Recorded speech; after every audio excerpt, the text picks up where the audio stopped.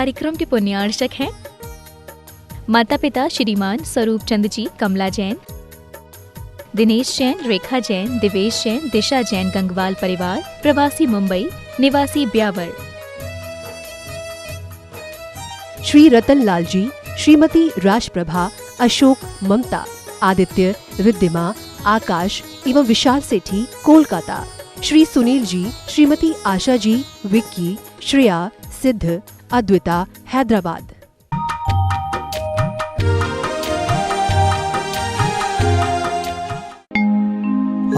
आदिश्वराय नमः,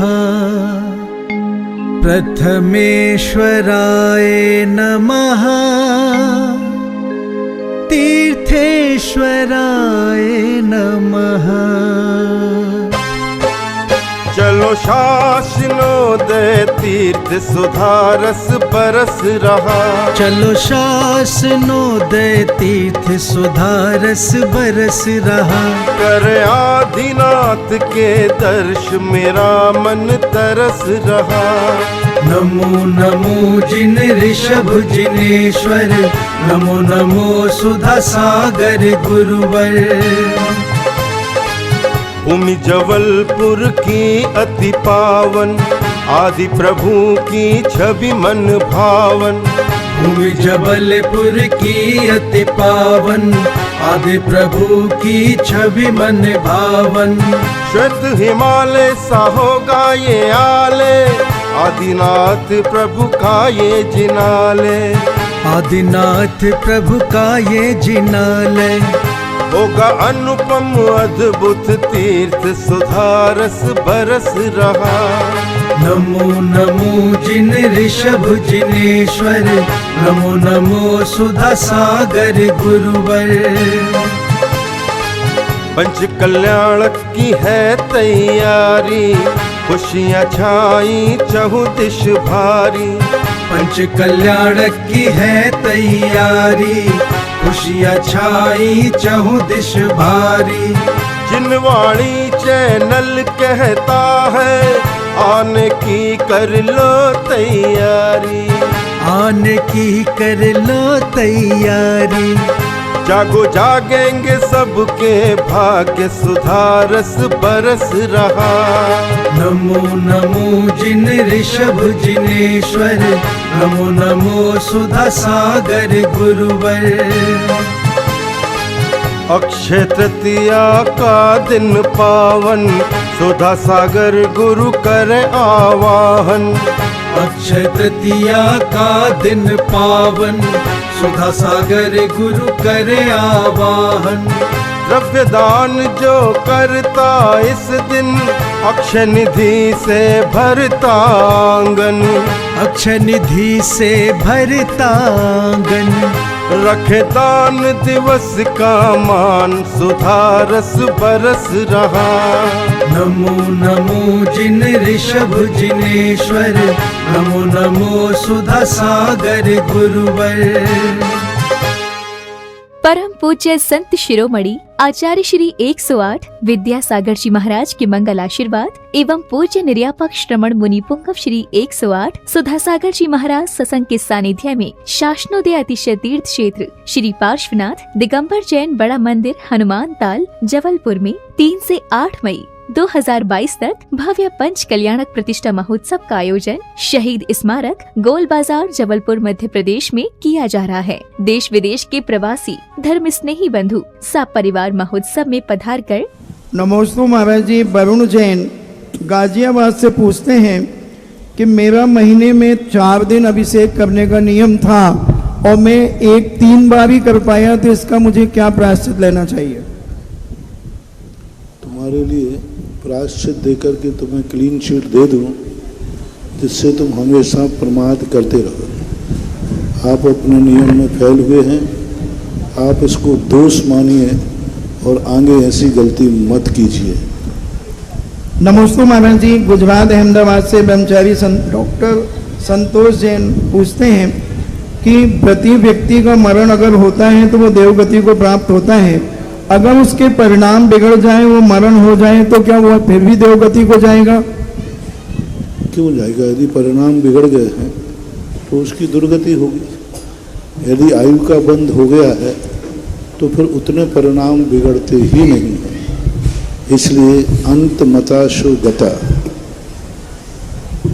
प्रभाचंद जैन नारेली से पूछते हैं, नमोस्तु महाराज जी, कोई व्यक्ति अगर श्री सम्मेद शिखर जी की वंदना करने गया है और वहां जाने के बाद परिवार में सूतक आदि लग जाता है तो क्या वह वंदना कर सकता है?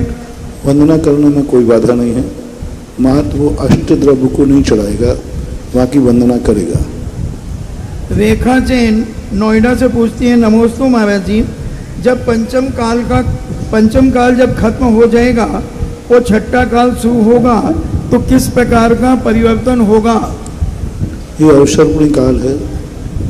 धीरे धीरे अधर्म बढ़ेगा, आताताई शक्तियां बढ़ेंगी, धर्म और धर्मात्मा त्रोहित होंगे और अंत में इस कलयुग के 3 वर्ष 8 महीने 15 दिन शेष रहेंगे। उससे समय पर ही सब कुछ धर्मात्मा, धर्म के आयतन सब खत्म हो जाएंगे। इस सबसे पहले उसमें अग्नि का समापन हो जाएगा, भोजन में पकाने आदि की शक्ति खत्म हो जाएगी, फल देने वाले वृक्ष खत्म हो जाएंगे। मात्र वहाँ पर लोग मिट्टी खाएंगे और कीचड़ युक्त पानी से अपनी प्यास बुझाएंगे। नरक से जीव आएंगे, नरक ही जाएंगे। छठे काल के जीव बड़े क्रूर होंगे, क्रूर कसाय उनकी कुब्र होगी। मनुष्य के खून का प्यासा होगा और वो इतने क्रूर होंगे कि वो सारे छठे काल में जन्म लेने वाले जीव नरक से निकलेंगे और यहाँ नारकीय आचरण करके पुनः नरक में जाएंगे। छठा काल ऐसा निकृष्ट काल आएगा इस कलयुग के निकल जाने के बाद। अभी इस कलयुग के लगभग 18,000 वर्ष शेष है। 18,000 वर्ष तक अभी ये दशा नहीं आएगी। 18,000 वर्ष के बाद जो जीव जन्म लेंगे, अभी तो यहाँ से जीव स्वर्ग से भी आ सकता है और मर कर के स्वर्ग भी जा सकता है, क्योंकि अभी अच्छे कर्म लोग हैं, अच्छे लोग भी हैं, शांत लोग भी हैं, धर्म और धर्मात्मा दोनों जीवित हैं। लेकिन 18,000 वर्ष के बाद इसी आर्यावर्त में, इसी भारत में जो हिंसा का तांडव नृत्य होगा, जो अराजकता फैलेगी, जो आताताइयत फैलेगी और ऐसी क्रूरता होगी कि वह स्थिति बहुत बड़ी विकट होगी, भयानक होगी। शास्त्रों में जिस स्थिति का वर्णन किया है उस स्थिति को पढ़ कर के रोंगटे खड़े हो जाते हैं कि हमारा ये इतना अच्छा भारत देश, इतना महान, एक दिन ऐसी दुर्दशा को भी प्राप्त होगा और वहाँ पर लोग अपने आप में कोई धर्म नहीं, फल फूल खत्म हो जाए, अनाज खत्म हो जाएगा, खाने को कुछ नहीं, मिट्टी पत्थर खाएंगे, छोटे मोटे जो कटीली झाड़ियाँ हैं उनकी छालें खोद के खाएंगे। ऐसा दृश्य आएगा छठे काल में। रूपल जैन आगरा से पूछती हैं, नमोस्तु महाराज जी, जब मैं दिगंबर जैन मंदिर जिनालय में जाती हूँ और अभिषेक देखती हूँ, पहला कलश देखते समय मेरे मन में बहुत अच्छे विचार आते हैं और तत्क्षण इतने गंदे विचार आने लगते हैं। मैं बहुत परेशान हूँ, अक्सर ऐसा ही होता है, तो मैं क्या करूँ? अपने परिणामों को संभालिए। अपने परिणामों में जब कोई व्यक्ति आपके घर में उद्दंड होता है, समाज में कोई उद्दंड होता है, तो उसके लिए आप दंड का भय दिखाते हैं। पुलिस उसे दंडित करती है, कानून से दंडित कर देता है।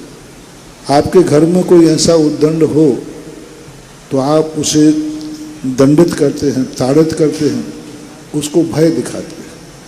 मन भी एक ऐसा ही है, कभी कभी उद्दंड होता है। इस उद्दंड मन को थोड़ा ताड़ित कीजिए, इसको भय दिखाइए और ऐसा भय दिखाइए कि जिससे इसका मन के रोंगटे खड़े हो जाएं कि इस समय यदि तूने परिणाम बिगाड़ा तो मालूम इसका हास्य क्या होगा, कभी तेरे आंसू पहुंचने वाला भी कोई नहीं मिलेगा।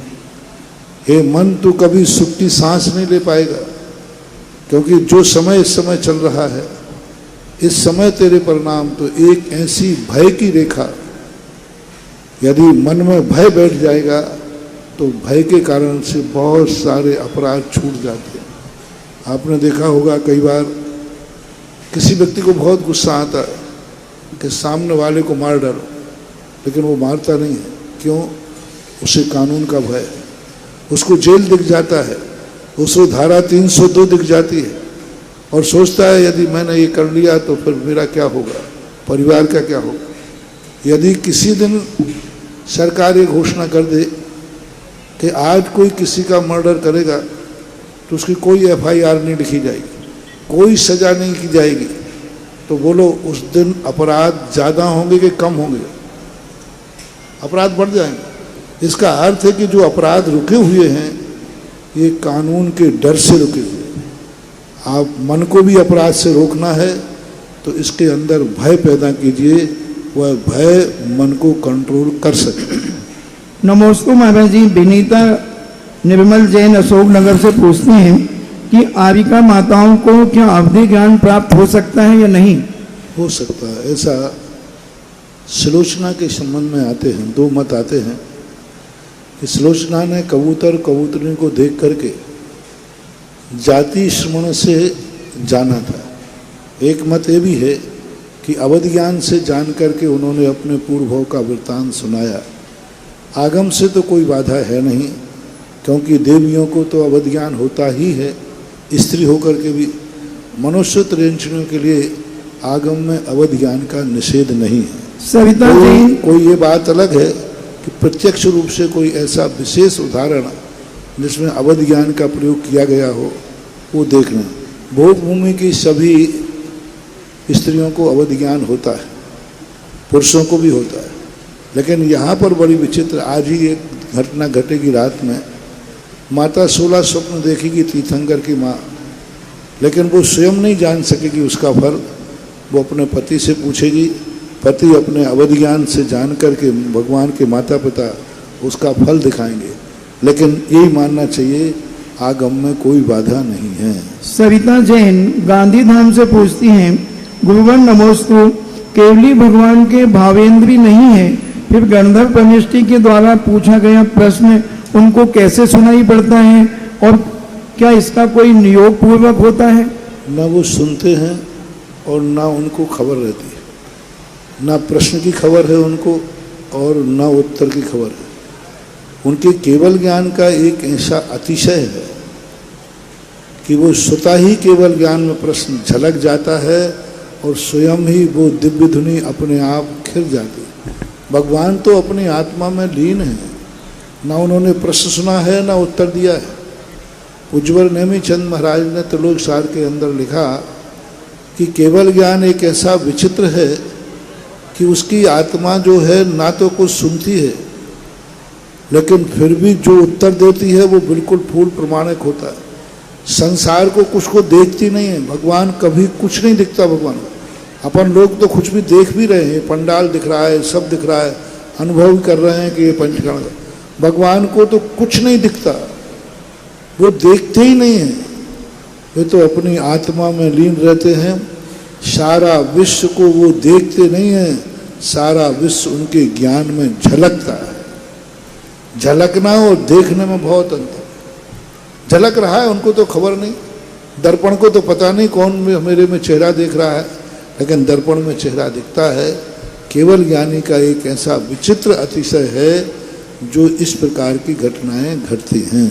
विनीता जैन गुना से पूछती हैं, नमोस्तु गुरुवर, अगर कोई घर में व्यक्ति को बार बार नीचा दिखाने का प्रयास करता है और अपने आप को अच्छा दिखाने का प्रयास करता है, आत्म प्रशंसा करता है, तो ऐसे व्यक्ति को कौन सा कर्म का बंध होता है? आप उसकी चिंता छोड़िए, आप जो उस पर दृष्टि ले जा रहे हैं, आपको कौन से कर्म का बंध होगा? आपका उपयोग उस तरफ क्यों जाता है? आप वो नीचा दिखाए, आप ऊंचा देखिए। आप आपकी वो निंदा करें, आप अच्छे कार्य कीजिए, वो अपने आप निंदनीय हो जाएगा। वो आपकी निंदा कर रहा है, तो सारी दुनिया आपको बुरा मानेगी, लेकिन जब वो देखने आएगी कि तुम अच्छे मिलोगे तो फिर उसकी निंदा चालू हो जाएगी। तो हमारे यहाँ इस प्रकार की स्थिति को देखना चाहिए कि वो सामने वाला क्या कर रहा है उसकी चिंता ना करके हमारा उपयोग उस तरफ क्यों जा रहा है। जो गंदा आदमी है हम उस गंदे को क्यों देखते हैं हमारी आंखें। जो बुरा आदमी है उसकी आवाज़ बुरी है तो हम क्यों सुनते हैं। कान हमारे हैं तो हम अच्छे लोगों की बातें सुने ना, बुरे की बातों को सुनना ही नहीं चाहिए। उपादान कथन तो यही होता कि हम यदि अच्छे आदमी हैं तो हमारा मन भी अच्छा है, हम अच्छे आदमी हैं तो हमारी आंखें भी अच्छी हैं। अभी कल परसों ही मैंने प्रवचन किया था, अच्छा कौन है जिसकी आंखें अच्छी हों, अच्छा कौन है जिसके कान अच्छे हों, अच्छा कौन है जिसका मुख अच्छा हो, अच्छा कौन है जिसके हाथ पैरों से अच्छे कार्य होते हो। तो आप अच्छे आदमी हैं तो आप ये बुरी बात क्यों सुनते हैं, इसका अर्थ है कि आप भी बुरे आदमी हैं। यदि आप अच्छे आदमी हैं तो अच्छे आदमी कब बनेंगे, जब आपके कान अच्छे होंगे, जब तुम ये दावा कर सकोगे मैं अच्छा आदमी हूं क्योंकि मेरे कान अच्छी बातें सुनते हैं, मेरे कान अच्छी बातें सुनते इसलिए मैं अच्छा हूं, मेरी आंखें अच्छी चीजें देखती हैं इसलिए मैं अच्छा हूं, मेरा मन अच्छा सोचता है इसलिए मैं अच्छा हूं, मेरा मुख से अच्छी बातें निकलती इसलिए मैं अच्छा हूं। तो इन सब चीज़ों को अच्छा जब बनाएंगे तभी हम अच्छे माने जाएंगे। यदि हमारी आंखें बुरा देखती हैं तो हम बुरे हैं, हमारे कान बुरा सुनते हैं तो हम बुरे हैं, हमारे मुख से बुरी बातें निकलती हैं तो हम बुरे हैं। तो आप अपने आप को अच्छा बनाने का प्रयास कीजिए, उसका जो होगा वह उसके ऊपर छोड़ दीजिए। पिंडारिया ललित जैन बांसवाड़ा से पूछते हैं, नमोस्तु मेरे इष्ट गुरुदेव, श्री मांगतुंग आचार्य श्री ने भक्तांबर की रचना की तो उनके 48 ताले टूट गए, तो क्या उनका तत्क्षण इतने तीव्र पुण्य का उदय आ गया? एक क्षण में पुण्य और पाप एक क्षण में बदल जाता है, एक क्षण के अंदर एक समय में बदल जाता है। एक समय पहले तीव्र पाप कर्म का उदय चल रहा है, दूसरे क्षण में तीव्र पुण्य कर्म का उदय भी आ जाता है। पुण्य कर्म का उदय चल रहा है, एक क्षण में तीव्र पाप कर्म का उदय आ जाता है। उनका तो बहुत समय लगा, 48 तक श्लोक लिखने में कम से कम उनको 48 मिनट तो लगे होंगे। इतनी देर में पुण्य का उदय आने में कोई बाधा नहीं। डॉक्टर जैन साकेत सिंगई बाकल बौरीबंद से पूछते हैं, नमोस्तु के बदो धर्म की प्रभावना का कारण ज्ञान का वैभव है या पुण्य का ठाठ? धर्म की जो प्रभावना होती है उसमें दोनों कारण बनते हैं। जैसे आप व्यापार करते हैं, बहुत अच्छे आप व्यापारी हैं, लेकिन आपके पास पूंजी नहीं है तो वो कला किसका, क्या करोगे? और पूंजी है लेकिन हुनर नहीं है तो इसी प्रकार प्रभावना में दोनों काम करते हैं। पुण्य का उदय है लेकिन दुराचरण है, पुण्य का उदय है और आप उसका उपयोग नहीं कर रहे हैं, गलत पे जा रहे हैं, तो वो पुण्य क्या करेगा, उसको पापानुबंधित। और यदि पुण्य का उदय नहीं है और हम लाख उपाय करें कि हम बहुत धर्म की प्रभावना करें, बहुत धर्म, तो क्या करोगे, पुण्य का उदय ही नहीं है। तो ये पुण्य और पुरुषार्थ, भाग्य और पुरुषार्थ, ये दोनों जब एक साथ काम करते हैं तब पूज्यवर समंतभद्र महाराज कहते हैं, अलंग शक्तिर भवितव्य तेयम हेतु द्वया विस्कृत कार्य लिंगा। दोनों भाग्य और पुरुषार्थ दोनों जब बराबर पॉइंट पे आ जाते हैं, दोनों एक साथ मिल जाते हैं, तभी प्रभावना होती है, तभी संसार के कार्यों में सफलता मिलती है। आरती जैन टूंडलर से पूछती हैं, नमोस्तु मेरे आराध्य गुरुदेव, हम महिलाओं को अगर कठिन परिस्थितियों में कैसे सामना करना चाहिए? कठिन परिस्थितियों में सामना करने का अर्थ ही है कि कठिन परिस्थिति वो आई क्यों कठिन परिस्थिति आई? कहीं ना कहीं तुमने कल खोटा किया था, पुलिस तुम्हें क्यों ढूंढ रही है? इसका अर्थ है कि कहीं ना कहीं तुम्हारी खोट पुलिस की आंखों में आ गई है। पूज्यवर समंतभद्र महाराज ने स्पष्ट, कुंदकुंद स्वामी ने स्पष्ट उल्लेख किया समय सार के अंदर कि अपराधी को भय लगता है और निरपराधी कोई भय नहीं लगता। इससे जब भी हमारे जीवन में, हमने एक बार कहा था आप लोगों ने, जिस प्रकार का तुम्हें कष्ट आ रहा है,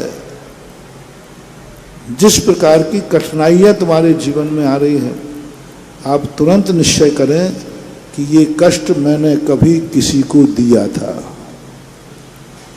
किसी न किसी को दिया था। बिना दिए बिना कष्ट नहीं आ सकता।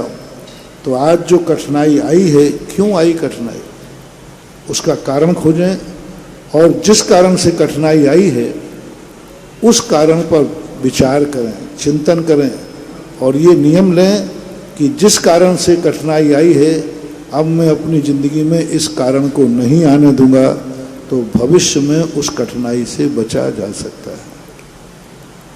नमोस्तु महाराज जी। ममता जैन मंगरौल से पूछती हैं कि महाराज जी, दो लोग मिलकर के, दो महिलाएं मिलकर के मंदिर जी के अभिषेक का स्वर्ण कलश बना सकती हैं या के अलग अलग बनाएं?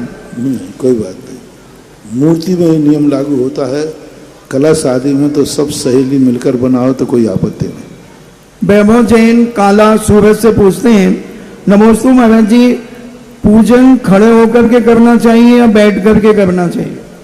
श्रेष्ठ तो है खड़े होकर करना ही श्रेष्ठ है, क्योंकि हमारे यहाँ एक श्लोक आता है, उत्थित उत्थित, उत्थित अवस्थित, अवस्थित उत्थित, अवस्थित और अवस्थित अवस्थित, ये 6 भेद किए। उत्थित उत्थित का अर्थ होता है, स्तुति में भी ये आया है और कायोत्सर्ग में भी आया है, ध्यान के लिए भी आया है, जो मन से भी उठा हुआ है और शरीर से भी उठा हुआ है, उसको बोलते उत्थित उत्थित। जब भगवान की भक्ति करने के लिए हम खड़े होते तो खड़े होकर करना चाहिए और नमस्कार बैठ के करना चाहिए। और आपके विनय पाठ में भी आया है, यह विधि ठाणो हो एक है, तो अच्छा है। लेकिन फिर भी आपकी शक्ति नहीं है, अनुकूलता नहीं है, सामूहिक कार्यक्रम है, तो बैठकर करने में कोई बाधा नहीं है, क्योंकि ऐसे उल्लेख भी बैठने के मिलते हैं पूजन पाठ में। तो दोनों प्रकार के, बस दो ही अपनाना, खड़े होके या बैठ के, लेटे लेटे मत करने लग जाना। बैठना मजबूरी है, खड़े होकर करना ठीक है। ब्रह्मचारिणी खुशबू जैन पिपरई अशोकनगर से पूछती हैं, नमोस्तु महाराज जी, देव आयु की बंद विच्छुत्ति 7वें गुणस्थान में होती है, जबकि देव चतुर्थ की 8वें गुणस्थान के 6ठे भाग में होती है, ऐसा क्यों? क्योंकि देवायु के बंध का जो परिणाम है वो विचित्र है। आयु के बंध के जो परिणाम हैं वो लेस्याओं पर आधारित होते हैं, लेस्या के मध्यम भाग में होते हैं। और जो देव चतुष्क का जो बंध होता है, देवगति, देवगत्यानुपूर्वी, वैक्रियक और वैक्रियक शरीर और वैक्रियक अंगोपांग, इनके परिणामों के लिए लेस्या का कोई विशेष भाग की जरूरत नहीं है। ये किसी भी समय किसी भी परिणाम से बन जाते हैं, उनके परिणाम भी निश्चित हैं। लेकिन एक जैसे आयु कर्म के लिए लेस्या का मध्यम परिणाम चाहिए, अति विशुद्ध परिणाम में भी आयु का बंध नहीं होता, अति संक्लेश परिणाम में भी आयु का बंध नहीं होता, उसके लिए मध्यम परिणाम चाहिए। लेकिन गति के लिए ऐसा नहीं है। गति आदि देव चतुष्क बनने के लिए 8वें गुण स्थान में वहाँ भी कसाय की अभी स्थितियाँ हैं, भय आदि प्रकृतियाँ वहाँ विद्यमान हैं, इसलिए बनने में कोई बाधा नहीं है। आयु की व्यवस्था एक बहुत भिन्न है 8 कर्मों से। शालिनी जैन भोपाल से पूछती हैं, नमोस्तु महाराज जी, मैंने अपने ससुर आदि की बहुत सेवा की और आपके प्रवचन आदि सुनकर के हमने एक नंदीश्वर दीप चौलेश्वर में आपके आशीर्वाद से सौभाग्य प्राप्त किया, मगर लोग हमें कटाक्ष करते हैं कि करोड़ों के मंदिर बनवाना, शांति धारा करवाना, ये सब निरर्थक है, इनके लिए हम क्या जवाब दें? इनसे क्यों ना निरर्थक है, तो सार्थक क्या है? यदि ये निरर्थक है तो सार्थक क्या है, उनसे पूछें। कोर्ट में वकील पूछता है, जब तुम पूछते तुमने ऐसा किया, तुमने ऐसा किया, तो फिर वो क्लाइंट जो अपराधी था वो कहता मैंने ऐसा नहीं किया, तो फिर ऐसा नहीं किया तो फिर क्या किया? यह असत्य है तो फिर सत्य क्या है? चलो ये नहीं करें तो क्या करें, क्लब खुलवाएं, क्या करें, कहीं तो बताओ, कुछ तो बताओ। ऐसा हमारे यहाँ एक बार ऐसा हुआ है, एक छत्रमास में ऐसे ही मंदिर को लेकर के लोगों ने किसी से कहा कि भाई, बोले साहब मंदिर फंदिर में मैं दान नहीं देता हूँ, कोई सोशल वर्क होना चाहिए, कोई अस्पताल खोलो, कोई विद्यालय खोलो तो फिर मैं दान दूंगा। उसने पल्ला झाड़ दिया। अब कमेटी वाले क्या कहें, पैसे वाला था। और मैं उसको ताड़ गया क्योंकि साधु बातों को समझ जाता। मैंने कहा ये बहुत बदमाश आदमी दिखता है, ये देना नहीं चाहता है इसलिए आलोचना कर। 90% लोग उसकी आलोचना करते हैं जो स्वयं करना नहीं चाहते। मैंने विचार करके एक हफ्ते में ऐसा प्रोग्राम बनाया कमेटी के थ्रू करके कि अस्पताल की घोषणा कर दी। और मैंने सबसे पहले उसको खुलवाया कि वो व्यक्ति तो कम से कम दान देगा ही देगा, ये तो सोशल कार्य है। वो उस दिन के बाद वो आज तक मेरे सामने नहीं आया। फिर कई लोग कहते महाराज विद्यालय अस्पताल है, तो ठीक है विद्यालय खोल दिया। यानी जितने दान होते थे सारे मॉल मैंने काउंटर लगा दिए, गौशाला का लगा दिया, विद्यालय का लगा दिया, हॉस्पिटल का लगा दिया, गरीबों का लगा दिया, सब लगा दिया। मैंने कहा इस समाज में आज के बाद कोई बहानेबाज नहीं बचना चाहिए। अब बहानेबाज बने। जितने आलोचक थे तो पूरे 4 महीने तक ना तो कोई आलोचक मिला, ना कोई सामने आया, मंदिर ठाठ से बन गया। मैंने कहा भाई जिनको जिस काउंटर पर जाना हो, वो आपका जो भोजन होता है ना वो बफर सिस्टम काउंटर लगे शुरू, जिसको जिस काउंटर से जो लेना हो वो लो। तो मैंने भी बफर कर दिया कि जिसको जिस काउंटर पे दान देना हो वो काउंटर पे दो। क्या फर्क पड़ता है, दो तो सही। मंदिर में नहीं है अस्पताल बनवा दो, हॉस्पिटल में नहीं है विद्यालय बनवा दो, विद्यालय में नहीं है गौशाला बनवा दो, गौशाला नहीं गरीबों को कुछ करो तो सही। आलोचक वही होता है जो कुछ करना नहीं चाहता और करने की ताकत भी नहीं है। इसलिए ऐसे आलोचकों को कभी भी डरना नहीं चाहिए। ये संसार बड़ा विचित्र है। यहाँ जो कुछ भी करोगे, विद्यालय करोगे, इन विद्यालय से क्या लेना देना है? कोई जैनियों के बच्चे थोड़ी पढ़ते। अस्पताल को लो, इस अस्पताल से क्या लेना देना? कोई मांसाहारी है तो है ना। हर चीज की आलोचना होती है। आप सही, आपकी आत्मा सही बोलती है, आपके गुरु बोलते हैं, आपके शास्त्र बोलते हैं, आप उनकी सुनिए, आप आलोचकों की मत सुनिए, क्योंकि आलोचक सदा आलोचना करके ही जानता है और कुछ नहीं। संतोष जैन अहमदाबाद से पूछते हैं, नमोस्तु महाराज जी, हमारे यहाँ एक ब्रह्मचारी जी आए हुए हैं और किसी क्षेत्र पर बड़ी मूर्ति निर्माण करने के लिए धातु और पैसा इकट्ठा कर रहे हैं, तो क्या इस प्रकार की धातु इकट्ठी आदि करके कोई मूर्ति का निर्माण हो सकता है? नहीं, पूज्य गुरुदेव ने हमेशा कहा है। एक बार मैंने राजस्थान में प्रयास किया था कि एक बहुत बड़ी मूर्ति बनाई जाए पीतल की। उसके लिए घरों में जो पीतल पड़ा हुआ था वो इकट्ठा कराया, क्वांटलों से पीतल इकट्ठा भी हो गया, सबके पास पड़ा रहता। अच्छा क्या हो गया वो। आचार्य के पास जब कमेटी समाचार लेने गई तो आचार्य ने संदेश दिया कि कह देना कि चंदे चिट्ठे से मूर्ति नहीं बनती है, क्योंकि इस मूर्ति में एक वंश की स्थापना होती है। मूर्ति छोटी बने या बड़ी, एक ही गोत्र से बनेगी, चंदा चिट्ठा से नहीं बनेगी। जैसे बेटा एक वंश का होता है, एक खून का होता है, एक गोत्र होता है, ऐसे मूर्ति के लिए कम से कम एक गोत्र का ही राशि लगना चाहिए, एक गोत्र का ही संकल्प होना चाहिए। हाँ, चाचा भतीजे मिल सकते हैं। जितनों में तुम्हारा सुआ सूतक लगता है वे सब मिलकर के, सुआ सूतक एक ही गोत्र में लगता है कि 2 गोत्रों में? और जहाँ तक सुआ सूतक लगता है उतने लोग मिलकर के दे सकते हैं। गोत्र से बाहर दूसरे को नहीं देना चाहिए, दोष। एक किसी ने भेजा आलोचक के संबंध में, आलोचक वह लंगड़ा है जो दूसरों को दौड़ना सिखाता है, इसलिए अच्छा है वो लंगड़ा बना रहे जिससे दुनिया दौड़ती रहे। ममता जैन सूरत से पूछती हैं, नमोस्तु गुरुदेव, हम अपने खुद को कैसे पहचाने, जिज्ञासा का समाधान करें। खुद को क्या पहचानना है? खुद तो हो ही।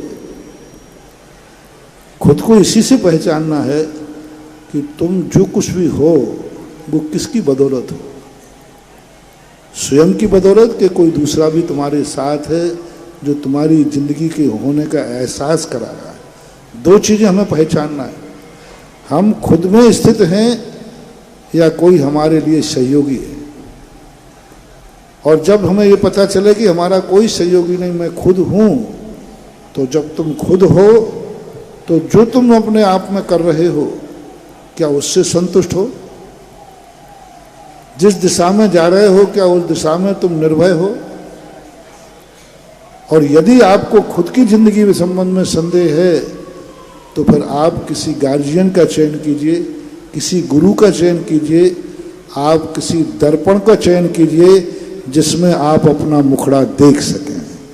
खुद को पहचानने के दो तरीके हैं। पहले स्वयं अपनी अपनी आँखों से अपना चेहरा देखो। एक सेकंड में सबके पास आंखें हैं कि नहीं? सभी तुरंत अपना चेहरा देखो जल्दी, आंखों से, अपनी आंखों से। दिख गया? नहीं दिखा? तो अब क्या करें खुद को देखने के? अब चेहरा तो देखना है। तो एक ही तरीका है, जब खुद की आंखें खुद का चेहरा ना देख पाए तो बाजार जाइए, एक दर्पण लाइए, दर्पण सामने रखिए और खुद की आंखों से खुद का चेहरा देखिए। दर्पण में खुद की आंखें खुद का चेहरा देखती हैं कि नहीं? लेकिन बिना दर्पण के, दर्पण हटा दोगे चेहरा गायब हो जाएगा, और दर्पण लाओगे अपनी आंख भी अपनी आंख से देखेगी। इसी प्रकार खुद को पहचानना है संसार में, तो ये पंच कल्याणक रूपी दर्पण, ये जिनेंद्र रूपी दर्पण, गुरु रूपी दर्पण को सदा सामने रखिए, अपने आप तुम्हारी औकात दिखने लग जाएगी, तुम कौन हो। एक कहानी आती है कि एक भेड़, शेर का बच्चा भेड़ों के बीच में रहते रहते अपने आप को भेड़ मानने लगा। एक शेर ने देखा कि ये क्या कर रहा है, ये तो मेरी जाति का है, और मेरी जाति का होकर भेड़ों के बीच में, अरे मेरी जाति तो वो है कि एक दहाड़ में भेड़ें भागती हैं। तो शेर ने उस बच्चे को पकड़ा, वो मैं करने लगा, उसने कहा चुपचाप रहे, और एक कुएं के पास ले गया। आपने बहुत छोटी कहानी पढ़ी हुई, छोटी 2-3 क्लास में। वो कुएं के पास रह गया और शेर से कहता, बच्चे से कहता, देख इसमें तू और मैं एक से हैं कि नहीं? तो देखा कि पानी में परछाई पड़ी, एक सी, दहाड़ दूं, दहाड़ सी गया। अरे शेर के बच्चे ने कहा, मैं तो शेर हूं, भेड़ नहीं हूं। ऐसे ही हम लोग शेरों को देखकर, हे भेड़ों के बीच में रहने वालों, खुद को पहचान जाओ कि तुम भेड़ नहीं हो, शेर हो। तो देव, शास्त्र और गुरु, ये तीनों एक ऐसे दर्पण हैं जिन दर्पण के सामने जाते ही हमें खुद के आंखों से, खुद के ज्ञान से खुद का ज्ञान हो जाता है। हेलो, अब आप सभी की प्रत्यक्ष जिज्ञासा के समाधान का समय है। पंचकल्याणक प्रतिष्ठा महोत्सव के प्रथम दिवस हम सभी लोग मंच पर देख रहे हैं। जगत पूज्य निर्यापक श्रमण मुनि पुंगव श्री 108 सुधा सागर जी ऋषिराज के चरण सानिध्य में सभी क्षुल्लक महाराज जी विराजमान हैं, जिन्हें आचार्य भगवंत विद्यासागर जी महामुनिराज के वरदानी हस्त कमलों से दयोदय तीर्थ में दीक्षा प्राप्त हुई थी, और जो दयोदय तीर्थ में रह करके साधना रत थे, आज आचार्य भगवंत की आज्ञा उन्हें मिली और जगत पूज्य निर्यापक श्रमण मुनि पुंगव श्री सुधा सागर जी ऋषिराज के सानिध्य में इस पंचकल्याणक प्रतिष्ठा महोत्सव में सभी क्षुल्लक जी यही विराजमान रहेंगे। सभी क्षुल्लक जी के चेहरे की प्रफुल्लता बता रही है कि वो कितने आनंदित हैं जगत पूज्य मुनि पुंगव श्री सुधा सागर जी ऋषिराज के सानिध्य में आकर के। महाराज श्री, आज सबसे पहले तो एक जिज्ञासा किसी ने ऐसी की जो रास्ते में चलते चलते कर दी। उन्होंने कहा कि सांगानेर की चर्चा हमने सुनी है, चांदखेड़ी की चर्चा हमने सुनी है कि आपने भूगर्भ में स्थित यक्ष रक्षित प्रतिमाओं को हम सभी के दर्शनार्थ पृथ्वी तल पर लाकर के निश्चित समय के लिए स्थापित किया था। ये काम इस भारतवर्ष में सिर्फ आप ही आप कर सकते थे, आपके अतिरिक्त कोई कर नहीं सकता था। लेकिन ये घटना राजस्थान की थी, तो जिज्ञासा ये आई है क्या मध्य प्रदेश के निवासियों को भी कभी कोई ऐसा मौका मिलेगा कि भूगर्भ से प्रतिमाएं पृथ्वी तल पर आएंगी और आपके सानिध्य में हम सारे लोग दर्शन कर पाएंगे? देखो, जहाँ जिसका व्यापार होता है वहीं वही चीज मिलती है। रत्नों का व्यापार पूरे भारत में राजस्थान प्रसिद्ध है, तो वहाँ रत्नों का माल मिलता है। अब एमपी किस में प्रसिद्ध है? यहाँ रत्न फन तो होते नहीं। अब रही बात यहाँ पर, सबसे बड़ी चीज ये है कि राजस्थान का सबसे बड़ा कारण रहा भूगर्भ से मूर्तियाँ मिलने का। पूरे भारतवर्ष में सबसे ज़्यादा मूर्तियाँ भूगर्भ से राजस्थान में निकलती, सबसे ज़्यादा। ऐसा शायद साल 2 साल में कोई घटना नहीं घटती हो जहाँ से मूर्ति, और एक मूर्ति नहीं, पूरी 24 मूर्ति।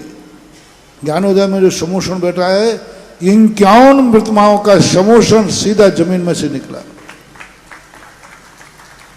पूरा समोषण, गुणोदय क्षेत्र है वहां पर पूरा समोषण जमीन में से निकला, बड़ी बड़ी मूर्तियां। उसका मूल कारण क्या रहा है? 2 कारण थे राजस्थान में भूगर्भ से मूर्ति निकलने का और भूगर्भ में मूर्तियों का प्राप्त होने थे। पहला कि राजस्थान सदा से अमीर रहा है, और अमीर होने के कारण से जब भी दुश्मन ने भारत में सोचा कहाँ आक्रमण करना चाहिए, चोर और दुश्मन हमेशा धन देखता है, और राजस्थान को अपने अंडर में करने से धन मिलता है। दूसरा, सबसे ज़्यादा रणबांकुरे राजस्थान में थे महाराणा प्रताप, और महाराणा प्रताप का जो युद्ध कौशल था, चित्तौड़ का जो गढ़ था, चित्तौड़ के गढ़ में आता है, गढ़ है चित्तौड़ का और है गड़ैया, और उस चित्तौड़ को जीतने के लिए हर राजा मूछ का बाल मूछ बनाता था। यदि चित्तौड़ नहीं जीता तो कुछ नहीं जीता। तो उस कारण से सबसे ज़्यादा युद्ध वहाँ हुए। पूरे भारत में सबसे ज़्यादा युद्ध की लड़ाई हुई राजस्थान, धन के कारण और रणबांकरों के कारण। परिणाम स्वरूप जब युद्ध होते हैं तो लोग कौन हारेगा कौन जीतेगा, तो उस समय सब लोग अपनी मूर्तियाँ भूगर्भ में छुपा करके भाग जाते थे या मर जाते थे। दूसरा राजा आता था, वो खंडित कर देता था। उनको छुपाने के लिए लोगों ने हर मंदिर में भूगर्भ मिलेगा, राजस्थान के हर मंदिर में भूगर्भ है। और तीसरा कारण था कि वहाँ के लोग प्रायः मारवाड़ी, जहाँ ना जाए बैलगाड़ी वहाँ जाए मारवाड़ी। ऐसा भारत का कोई भी प्रांत नहीं होगा जहाँ मारवाड़ी नहीं मिलेगा। तो वो धन कमाने के लिए सारे भारत में जाते थे, और जो कीमती मूर्तियाँ थीं उन्हें भूगर्भ में छुपा के चले जाते थे, पता नहीं लौट के आऊँगा या, और जब तक यहाँ नहीं रहूँगा तब तक इन मूर्तियों को कोई नुकसान ना पहुँचा दे, इसलिए वो रख के जाते थे। धीरे धीरे वो मूर्तियाँ जब ज़मीन में रहती हैं तो कभी कभी कुछ मूर्तियों के साथ देवताओं का संबंध हो जाता है। देवता अवधि ज्ञान से जान करके उन मूर्तियों के प्रति आकर्षित हो जाते, तो वो देवता उनकी सुरक्षा करने लग जाते हैं, देवता उनकी पूजा करने लग जाते हैं। तो ये परिणाम है। अब सबसे कम युद्ध हुए मध्य प्रदेश में। युद्ध तो हुए, अंग्रेजों के युद्ध हुए, लेकिन वो बहुत कम एरिया में हुए। प्रायः बुंदेलखंडी सीधे साधे लोग होते हैं, जल्दी समर्पित कर देते हैं, लड़ने का मौका ही नहीं दे। यानी महारानी लक्ष्मीबाई नहीं होती ना, तो अंग्रेजों को मध्य प्रदेश पे काबू करने के लिए कोई नुकसान नहीं उठाना पड़ा। जैसे ही अंग्रेजों ने कहा बंदूक उठा के 1-2 बंदूक चलाई, आप लोग सब सिलेंडर होते हो कि नहीं? जी साहब। वो तो महारानी लक्ष्मीबाई ने उनके दांत खट्टे कर दिए। तो जो युद्ध की सामना करने की तख्तियां थी, पहली बात है कि समृद्धि कम रही बुंदेलखंड में पहले से भी, इसलिए लोग लड़ने का साहस नहीं कर पाए। और दूसरे, लड़ने के लिए एक अलग चाहिए देश के प्रति समर्पण का भाव, उस कारण से वो युद्धों की स्थिति बहुत कम बनी है। कंप्रोमाइज, बुंदेलखंड में युद्ध कम हुए, और हुए तो कंप्रोमाइज कर लिया, और कंप्रोमाइज करने से उन्होंने नुकसान नहीं पहुंचाया। मध्य प्रदेश में बहुत कम मंदिरों का नाश हुआ, बहुत कम मूर्तियों का खंडहर हुआ, बहुत कम हुआ। आज जिस युग में राजस्थान में मूर्तियां हैं, उस युग के यहाँ मंदिर आज भी जीवित हैं, जहाँ कोई नुकसान नहीं पहुँचाया। अब इसलिए यहाँ भूगर्भ में मूर्ति है ही नहीं तो मैं कहाँ से लाऊं? महाराज श्री आपकी बात मान ली, यहाँ युद्ध कम हुए हैं इसलिए नहीं है, लेकिन देवता वहाँ भी हैं, देवता यहाँ भी हैं, तो कहीं ना कहीं देवता प्रतिमा की रक्षा तो कर ही रहे होंगे, और वो देवता सिर्फ आपके ही हाथों में प्रतिमाएं देते हैं। होंगी तो कर रहे होंगे, नहीं होंगी तो वे क्या कर रहे होंगे? आप देखो मंदिरों में भूगर्भ बहुत कम मिलते हैं, एमपी में भूगर्भ ही नहीं, क्यों डर ही नहीं था ऐसा। चले इसके बाद जिज्ञासा करेंगे कांग्रेस कमेटी के नगर अध्यक्ष जगत बहादुर सिंह अल्लू, और उसके बाद तैयार रहे आन्या जैन बालिका छात्रावास से।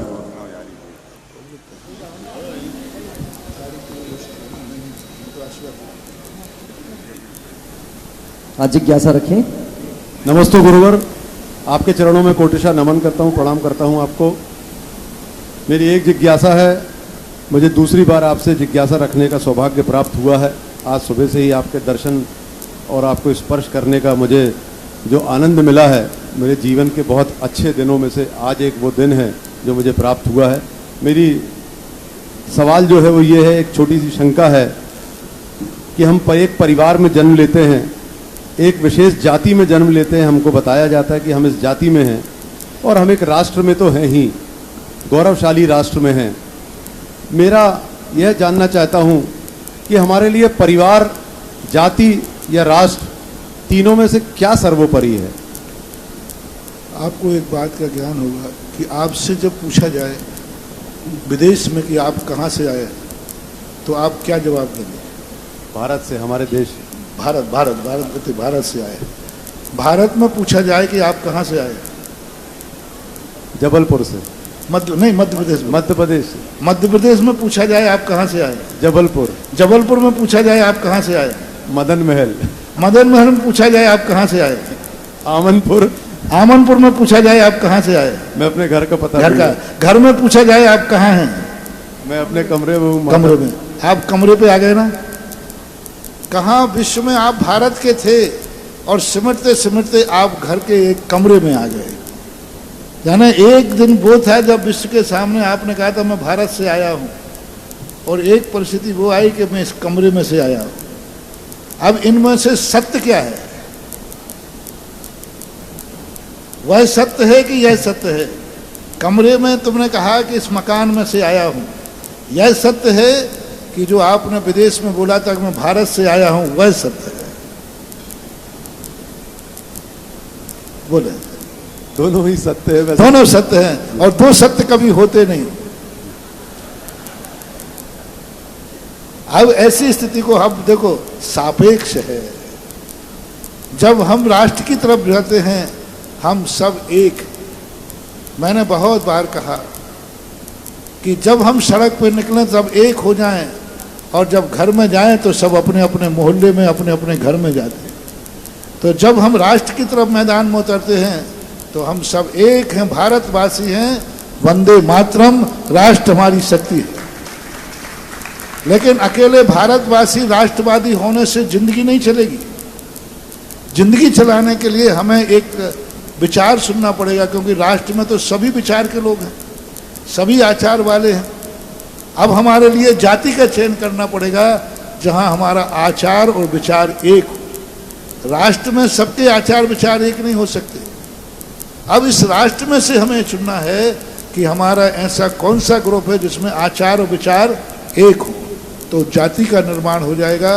बोले इस आचार विचार वाले हों वो मेरे पक्ष में आ जाएं, तो एक जाति बन जाएगी। और जब जाति बनेगी तो जाति से जिंदगी नहीं चलेगी। हमारा अपना कौन होगा? परिवार होगा। तो हम जाति से हटकर परिवार की चिंता करेंगे, और जब परिवार के ही हमारी जिंदगी नहीं चलेगी, स्वयं की भी चिंता करने लगी। उत्तमा स्वात्म चिंता स्यात्। सबसे पहले व्यक्ति अपने को देखे कि मैं हूं कि नहीं, फिर वो परिवार की सोचे, और परिवार के सोचने के बाद फिर जाति की सोचे, जाति की सोचने के बाद यदि शक्ति है तो गांव की सोचे, और शक्ति है तो राजस्थान एमपी की सोचे, शक्ति है तो पूरे भारत की सोचे, और शक्ति है तो वसुदेव कुटुंबकम की सोचे। ये सब शक्ति के अनुसार काम करते। पहली शक्ति तुम्हें अपने खुद के संबंध में विचार करना, ना परिवार का, ना राष्ट्र का, किसी का नहीं। दूसरे नंबर पर आपका किसके संबंध में सोचना चाहिए? परिवार, परिवार की सोचना है। परिवार की रक्षा करने के बाद यदि आपकी शक्ति बचती है तो फिर समाज, गांव, नगर, प्रांत, मुल्क, सारी दुनिया। तो जिस समय आपकी जितनी शक्ति हो उतनी आप चिंता कीजिए, कहीं ऐसा ना हो जाए राष्ट्र की चिंता करते करते अपना परिवार ही खो बैठो। ये संसार एक रंगमंच है, रंगमंच में कोई रामलीला का नाटक खेल रहा है। नाटक, रामलीला का नाटक, रामलीला होती नहीं थी अपने यहाँ, उसमें एक बिहारी लाल नाम का व्यक्ति था जो हनुमान का रोल कर रहा था। और उस दिन बहुत भीड़ थी, पूरा पंडाल भरा था। हनुमान जी को लंका में आग लगाना थी और पूंछ में कपड़ा लपेट ही रहा था। सारी जनता देखने बैठी थी। उसी समय आवाज आई, बिहारी लाल के मकान में आग लगी। अब बोलो, ये आवाज उसने सुनी और वो हनुमान है। जनता बैठी है कि हनुमान जी लंका में आग लगाएंगे और वो कहता है बिहारी लाल के घर में आग लगी। अब वो क्या करे? लंका में आग लगाता है तो घर भस्म होता है और घर को बचाता है तो आज का नाटक भस्म होता है। आज का क्या करेगा? क्या करना चाहिए नेताजी? उसको अपना घर पहले बचाना चाहिए। बात आ गए ना उसी बात पर, यही है ऐसी। इसके बाद जिज्ञासा करें आन्या जैन बालिका छात्रावास से और तैयार रहेंगे सुमित जैन। आज दान दिवस की भूमिका पर चर्चा हुई थी। हमारे बीच प्रदीप जी साहेब उपस्थित हैं, रद्दी वाले, जिन्हें भगवान के माता पिता बनने का सौभाग्य इस पंच कल्याणक में प्राप्त हुआ है। दान दिवस के अवसर पर 11 कलश की राशि समर्पित करने के लिए वे उपस्थित हो गए हैं। एक बार जोरदार तालियां उनकी भावनाओं की अनुमोदना के लिए सभी लोग बजा दें। गुरु चरणों में नमन करें और जिज्ञासा रखें आन्या जैन बालिका छात्रावास से और तैयार रहें सुमित जैन। निर्यापक श्रमण मुनि पुंगव श्री जी के चरणों में पूरे सांगानेर बालिका छात्रावास की तरफ से बारंबार नमोस्तु नमोस्तु नमोस्तु। गुरुजी, हमने परीक्षा मुक्त और न्याय दीपिका जैसे न्याय ग्रंथों का अध्ययन किया। इन न्याय ग्रंथों का अध्ययन करते हुए हम अपने सम्यक्त्व में दृढ़ता कैसे ला सकते हैं? सम्यक्त्व में दृढ़ता लाने का अर्थ होता है मिथ्यात्व की भीरुता। हम पहले मिथ्यात्व को समझें। सम्यक्त्व वो अदृश्य वस्तु है जिस तक हमें पहुंचने के लिए बहुत सोचना पड़ेगा, लेकिन जिस अनुभव से हम गुजर रहे, अच्छाई क्या है ये जानने के पहले ये महसूस करो कि जो तुम्हारी जिंदगी में गुजर रहा है क्या वो बुरा है। यदि हमें बुराई की अनुभूति हो जाएगी तो हम अच्छाई को खोज लेंगे। यदि जो हम कर रहे हैं, जो मेरे पास है वो अच्छा है, तो फिर हम कभी अच्छा नहीं पा पाएंगे। इसलिए सम्यक्त्व का दृढ़ करने के लिए हमें क्यों सम्यक्त्व की जरूरत पड़ी? हमें कहीं ना कहीं से फीलिंग हुई है कि हम कहीं गलत रास्ते पर हैं, कहीं मिथ्या रास्ते पर हैं। हमें क्यों चोखा सा भगवान चाहिए? कहीं हमें किसी खोटे साधु ने, खोटे भगवान ने ठग लिया है। हम क्यों सच्चा रास्ता खोजना चाहते हैं? क्योंकि हमारे मन में आया है कि जिस रास्ते पे चल रहा हो कहीं यह गलत ना हो। तो हमें पहले जो गलत है उसकी पहचान करें, और गलत की पहचान करना ज़्यादा कठिन नहीं है, क्योंकि अपने जीवन में गलत तो होता ही रहता है। इसके बाद जिज्ञासा रखेंगे सुमित जैन और तैयार रहें अरुणा जैन।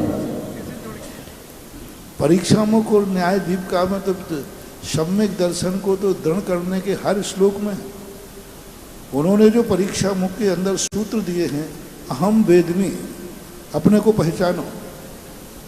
और उन्होंने जो परीक्षा मुख के अंदर जो भेद दिए, संशय विपर्याय के जो भेद दिए हैं, उनको पहचानो कि संशय विपर्याय होता है। तो उन सूत्रों को, सम्यक दर्शन को दृढ़ करने के लिए ही वो सूत्र दिए। परम उपकारी मम इष्ट गुरुदेव के चरणों में बारंबार नमोस्तु नमोस्तु नमोस्तु।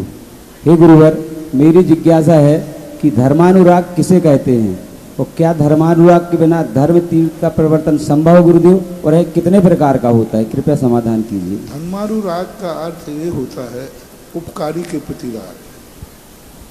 धर्म के प्रति अनुराग नहीं होता है, धर्म तो राग को नाश करता है। राग होता है धर्मात्मा के प्रति, क्योंकि धर्म तो हमेशा राग द्वेष से परे होता है, लेकिन जो धर्मात्मा होता है उससे हमें राग होता है, उससे हमें राग करना चाहिए। क्योंकि जब तक हम उससे प्रीति नहीं करेंगे वो हमें धर्म से प्राप्त नहीं कराएगा। धर्म को प्राप्त करना है तो हमें धर्मात्मा से राग करना पड़ेगा, और धर्मात्मा से जो राग है वही धर्म से राग माना जाएगा। क्योंकि ना धर्मो धार्मिक कई बिना, धर्म कभी धर्मात्मा के बिना कहीं पाया नहीं जाता, इसलिए ऐसा मानना चाहिए। आज महाराज श्री ने एक ऐसा आशीर्वाद हम सबको दे दिया है, जो इस पंचकल्याणक प्रतिष्ठा महोत्सव के प्रथम दिवस जबलपुर के लिए एक और सौगात लेकर के आया है। आज पूज्य श्री का शुभाशीष प्राप्त हो गया है और भेड़ा घाट पंचकल्याणक प्रतिष्ठा महोत्सव की तिथि आज घोषित होने जा रही है। ये पंचकल्याणक प्रतिष्ठा महोत्सव होने जा रहा है 31 मई से 5 जून तक। एक बार जोरदार तालियां बजा करके जरा अपनी मानसिकता बना लें, और मानसिकता इस बात की बना लें कि 31 तारीख से 5 तारीख तक पंचकल्याणक तो भेड़ा घाट में होगा, लेकिन भेड़ा घाट में होने वाले पंचकल्याणक के लिए पात्रों का जो चयन होगा वो इसी पंडाल में, इसी परिसर में जन्म कल्याणक के दिवस होगा। तो अब जिन्हें अगले पंचकल्याणक में स्वधर्मेंद्र बनना हो, अन्य पात्र बनना हो, वो जन्म कल्याणक के दिवस अपनी मानसिकता बना करके यहाँ आ जाएंगे। और पंचकल्याणक की जब तिथि घोषित हो ना किसी महोत्सव की, तो तालियां भी महोत्सव जैसी बजाना है। और ध्यान रखना, ये तो जबलपुर का पंचकल्याणक था, भेड़ा घाट जबलपुर के बाहर आता है, इसलिए ये भेड़ा घाट को ये मत समझना कि बोलियां जबलपुर वालों को ही मिलेंगी, क्योंकि भेड़ा घाट चारों तरफ से पूरा संभाग है। गोटे गांव है, शेपुरा भटोनी है और साहिबपुर, पूरा चारों तरफ से है। गांव-गांव के लोग भी हैं, तो वो भी आज लाइव से माध्यम से उस पंचकल्याणक के आगाज की आवाज़ सुनने लेवे। इसके बाद जिज्ञासा करें, अरुणा जैन, और तैयार रहेंगे हमारे बीच थाना प्रभारी महोदय वर्मा जी साहब उपस्थित हैं, उसके बाद वे आमंत्रित होंगे। नमोस्तु महाराज जी। महाराज जी, हमारी जिज्ञासा है कि जब तीर्थ स्थानों में जाते हैं तो सीढ़ियों वगैरह पे बीजाक्षर नाम वगैरह लिख के रखते हैं, वेदी के सामने भी है, शिखर जी में भी हमने बहुत जगह देखा है। तो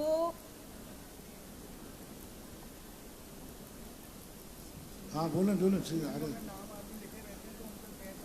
पैर रखने से पाप आता है, दोष वगैरह लगता है महाराज जी। सीढ़ियों में नाम लिखा जाता था आपके साधर्मी को, और वो नाम उसने खुद लिखवाया है, और उसने ये कहा है कि मैं उनके लिए चरणों की धूल हूँ जो मेरे भगवान के दर्शन करने आए। एक खजरा है मध्य प्रदेश के अंदर, उसके खजरा हो, और मंदिर बनाने वाले ने क्या लिखा, मंदिर बनाने के बाद प्रशस्ति लिखी कि मैंने ये मंदिर बनाया है, लेकिन मेरा स्थान कौन सा होगा। जो इस मंदिर में पूजा करेंगे, अभिषेक करेंगे, जो ये मंदिर की सुरक्षा करेंगे, मैं उनके दास का दास हूं।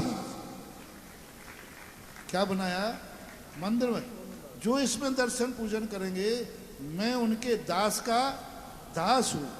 तो यह परंपरा दान देने वाले ने कहा, मैंने सीढ़ी पर नाम इसलिए लिखवाया कि जो यहाँ मेरे भगवान का दर्शन करने आएगा मैं उसके चरणों की धूल हूँ, और यदि वो मेरे ऊपर से पैर रख के निकलेगा तो मेरे अभाग्य हैं, क्योंकि मेरे नाम पर किसी ने पैर रखा है, वो मेरे भगवान का भक्त है।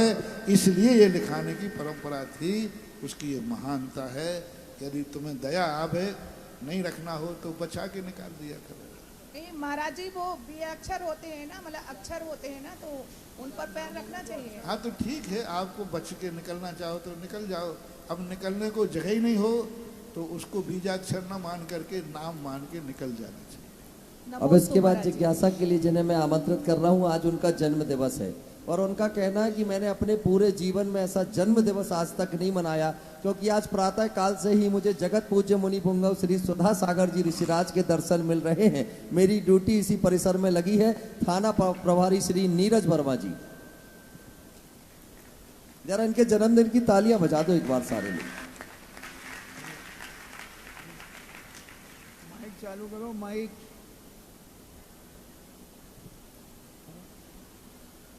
अरे माइक देखा, दूसरा देखे फटाफट।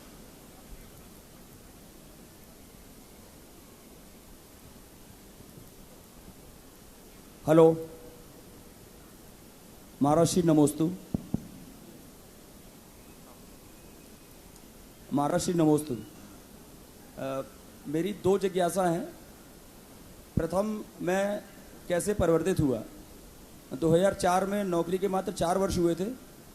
आचार्य श्री विद्यासागर महाराज तिलवारा घाट में उनका चातुर्मास था। उस दौरान अचानक उन्होंने प्रश्न किया मुझसे, मैं बड़ा सौभाग्यशाली हूँ, तो बिजली के ओपन तार हुआ करते थे उस समय, तो मैं बहुत ज़्यादा विश्वास नहीं करता था इन सब चीज़ों में। तो उन्होंने एक जरा सी बात बोली कि क्या बिजली का तार दिखता है। मैंने कहा हाँ दिखता है। तो बोले क्या करंट भी देख लेते हो। इस प्रश्न के बाद मैं पूर्णतः परिवर्तित हो गया। मैं आज भी सफलता हासिल नहीं कर पाया हूँ कि बिजली का तार और करंट, अभी तक मैं तार पर ही अटका हुआ हूँ, करंट में नहीं देख पा रहा हूँ। अर्थात हर व्यक्ति के भीतर कौन है जो उसको सुन रहा है, देख रहा है, जो भी ज्ञानेंद्री कर्मेंद्री जो कार्य कर रही है, उसके पीछे क्या रहस्य है, ये आज तक मैं समझ नहीं पाया हूँ। और नंबर 2 है, एक छोटी सी बात है कि निष्काम कर्म, हम मंदिर भी जाते हैं तो चाहते हैं कि कुछ मिल जाए, एक नारियल भी समर्पित करते हैं तो चाहते हैं कि कुछ मिल जाए, तो ये निष्काम कर्म कैसे घटित होगा।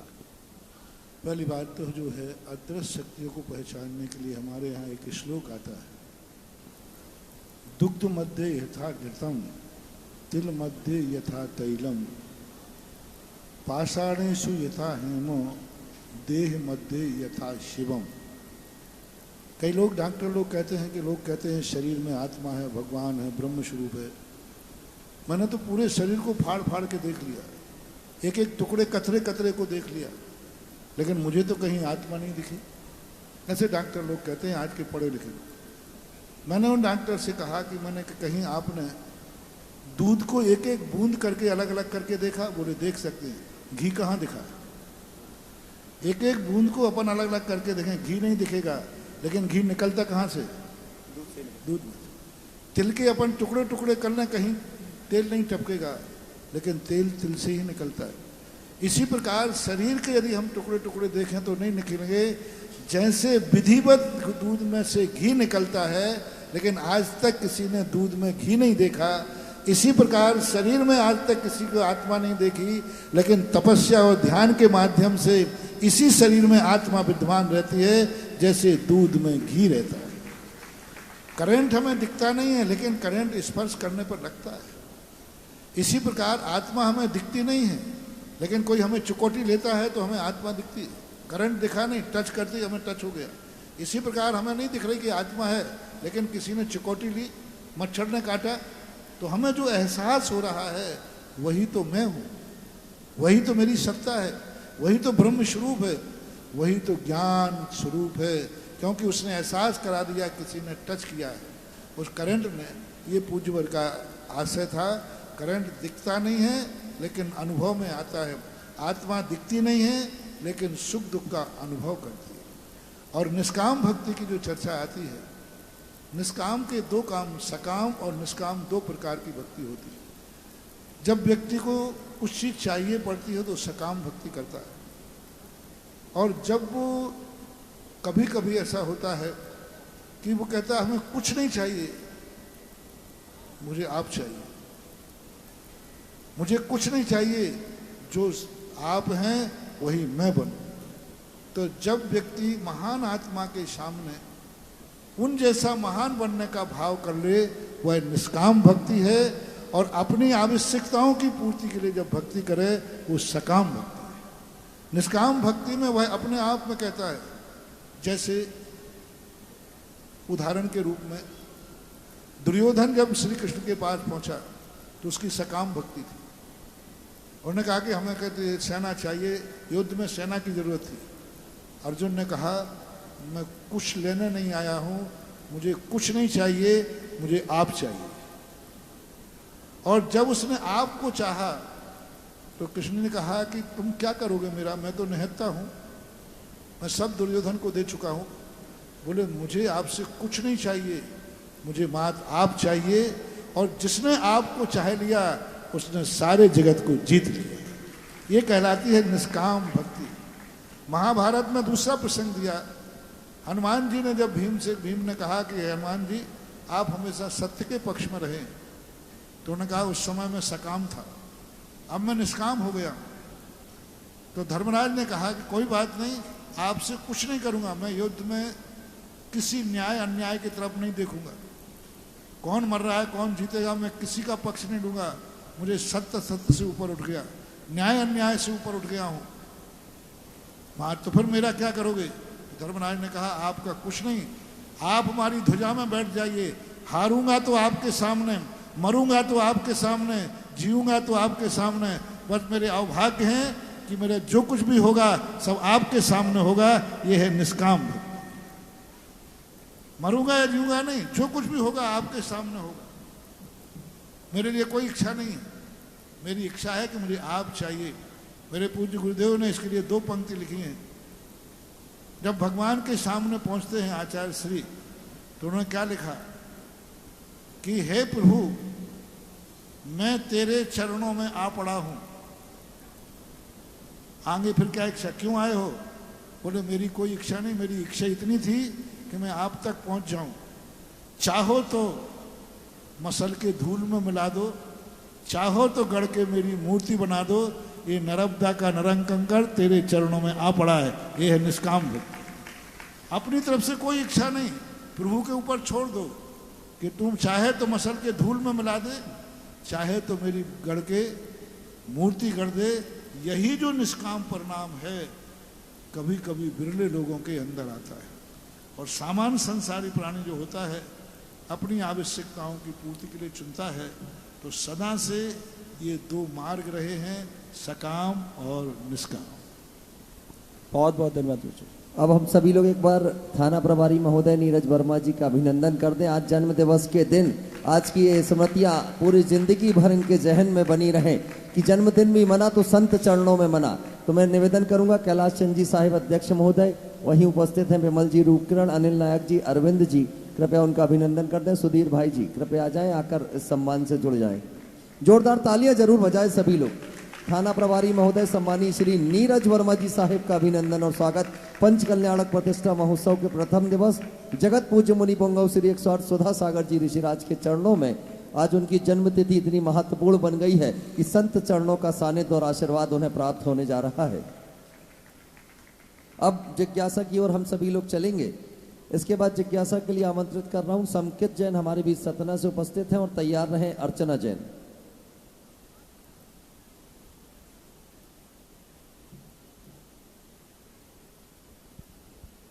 समकित जी।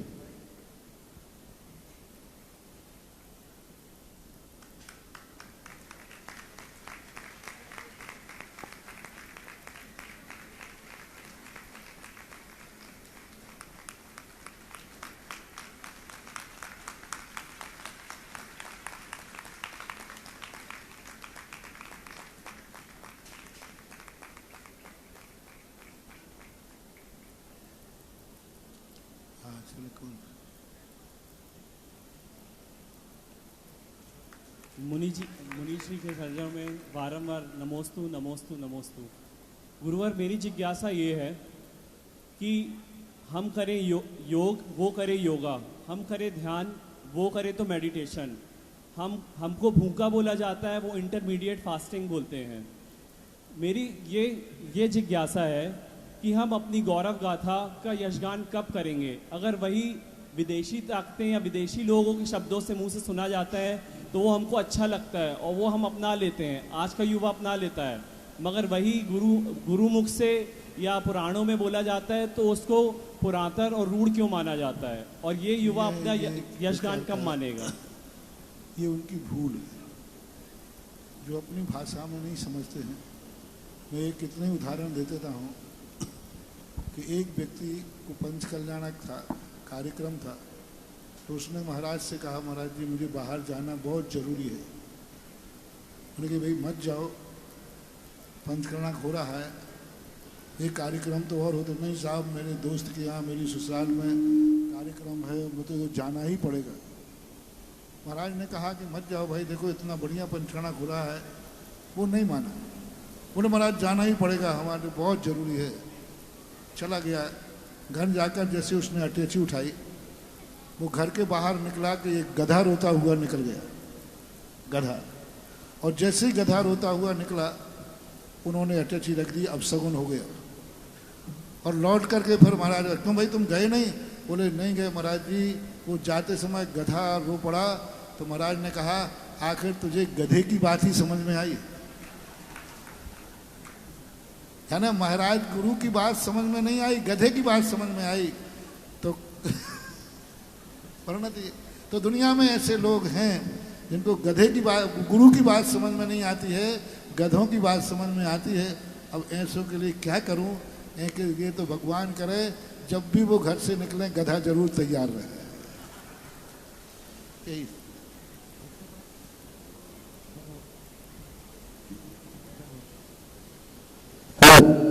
इसके बाद जिज्ञासा करें अर्चना जैन। असीम कालीन भक्तांबर में कुछ नाम हमें और प्राप्त हुए हैं।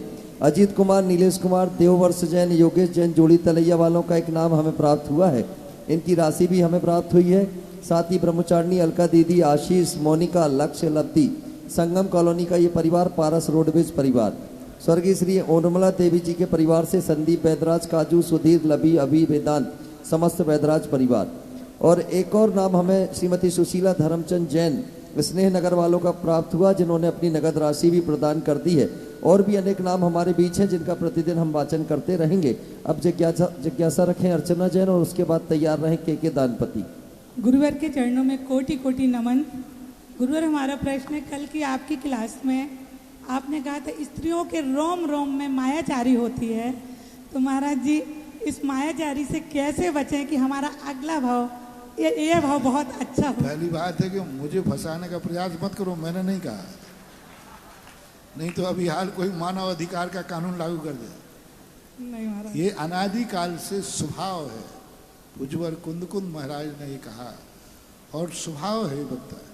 इसको बचने का एक ही उपाय है कि वह मायाचारी से तुम बच जाओगे जो दुर्गति का कारण है, नरक और त्रिंच गति का कारण है। लेकिन वहाँ ऐसी मायाचारी से बचने का प्रयास करने की बात कही जो स्वर्ग ले जाती है। बात को बहुत अच्छी तरह से लोग समझ नहीं पाते। उस मायाचारी से तो हर स्त्री को बचना चाहिए जो नरक गति दुर्गति ले जाती है, लेकिन स्त्री उस मायाचारी से नहीं बच सकती है जो मायाचारी कसाय स्वर्ग ले जाती है। जिस मायाचारी से देव आयु और देव गति में स्थिति अनुभाग पड़ता है, जिस मायाचारी से व्यक्ति देव बनता है, वो मायाचारी नहीं, क्योंकि पुण्य प्रकृतियों में भी अनुभाग स्थिति कसाय डालती है। तो देव पर्याय को बांधने के लिए भी मायाचारी चाहिए। अब ऐसी मायाचारी स्त्री कभी नहीं छोड़ पाएगी जिससे देव गति का बंध ना हो, वो मायाचारी के लिए।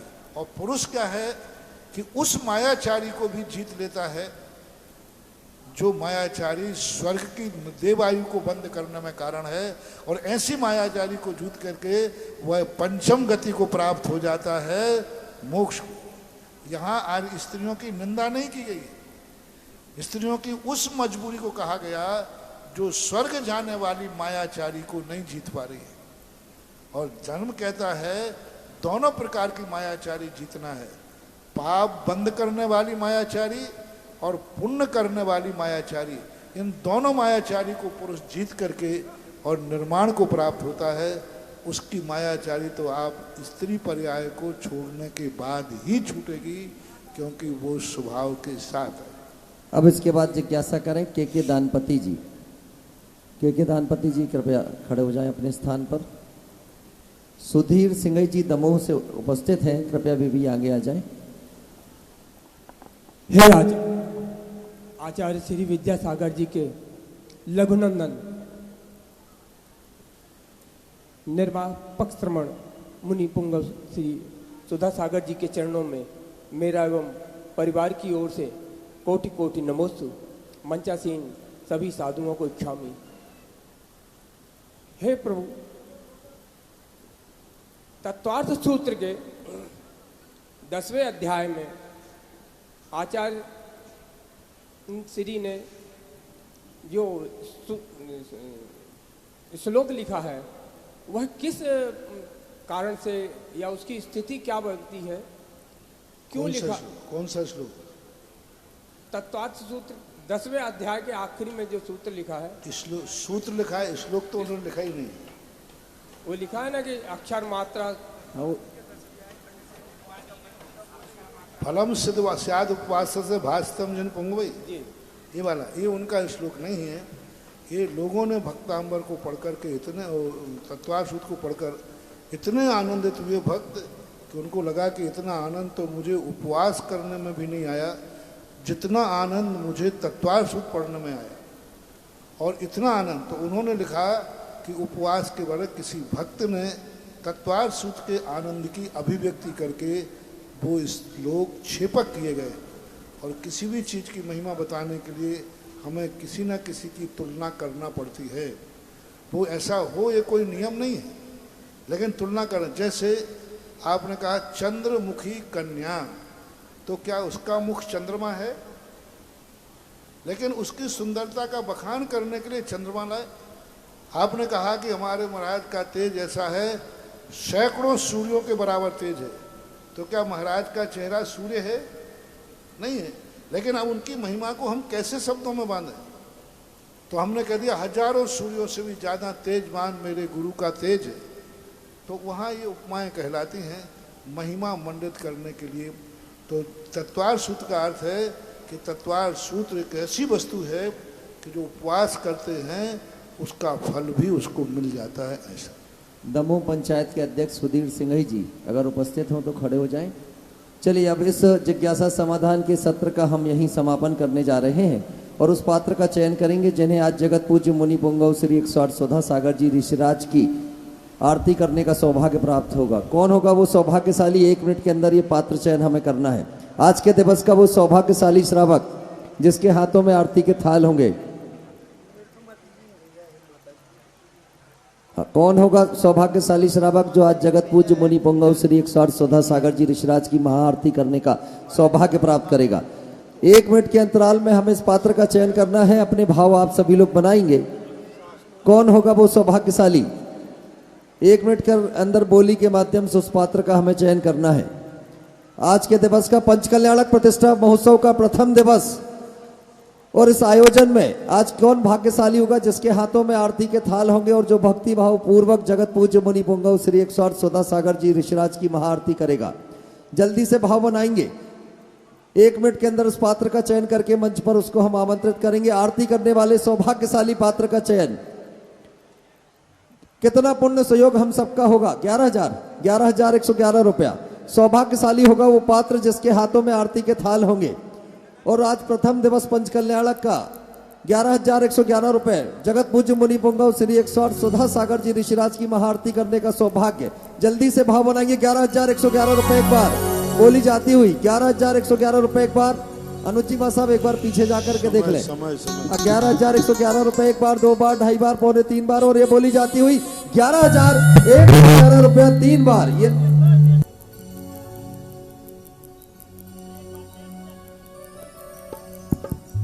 ये सौभाग्य प्राप्त किया है नितिन जैन साहिब ने। मेरा एक आग्रह होगा जिन्होंने ये पुण्यार्जन किया है पहले उनके परिवार को आगे आने दें, उसके बाद में सभी लोग आरती करेंगे, पहले उन्हें सौभाग्य मिलेगा। नितिन जी कृपया यहाँ आ जाएं।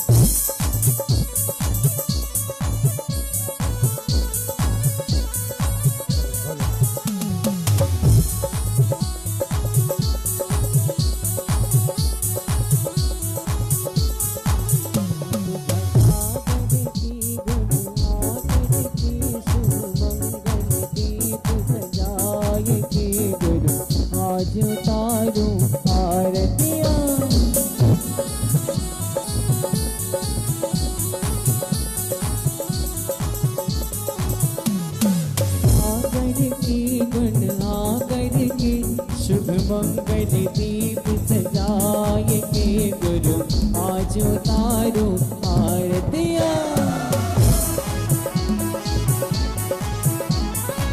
रूप सिरे सिरे शांति देवी के गर्भ विषे गुरु आए। ईश्वर ग्राम में जन्म लिया है, सब जन मंगल गाए। गुरु जी सब जन मंगल गाए। ऐसी ऋषिवर की ऐसी गुरुवर की करो आरती बारंबार हो गुरु आज उतारो आरतियाँ।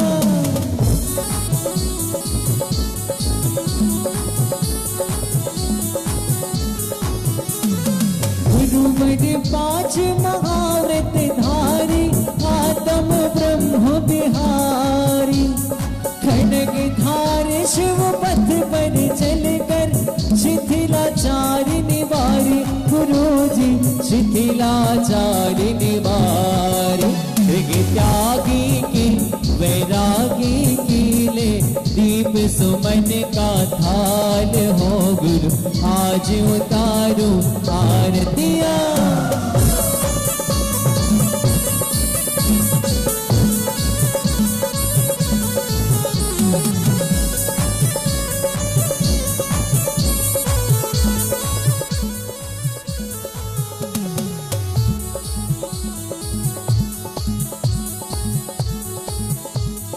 गुरुवर आज नयन से लख कर अलौकिक सुख पाया।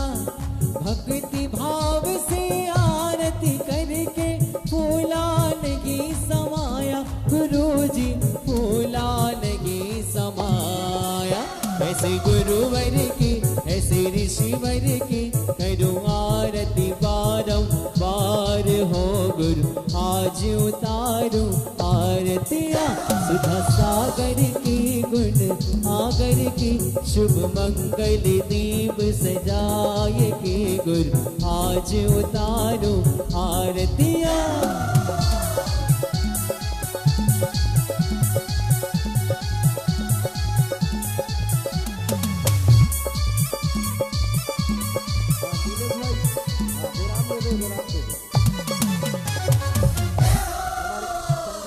हमारे संगीतकार महोदय नीलेश जी बुढ़ार से हैं। इस कार्यक्रम के पुण्यार्चक थे माता पिता श्रीमान स्वरूप चंद जी, कमला जैन, दिनेश जैन, रेखा जैन, दिवेश जैन, दिशा जैन, गंगवाल परिवार, प्रवासी मुंबई, निवासी ब्यावर। श्री रतन लाल जी, श्रीमती राजप्रभा, अशोक, ममता, आदित्य, रिद्धिमा, आकाश एवं विशाल सेठी, कोलकाता। श्री सुनील जी, श्रीमती आशा जी, विक्की, श्रेया, सिद्ध, अद्विता, हैदराबाद।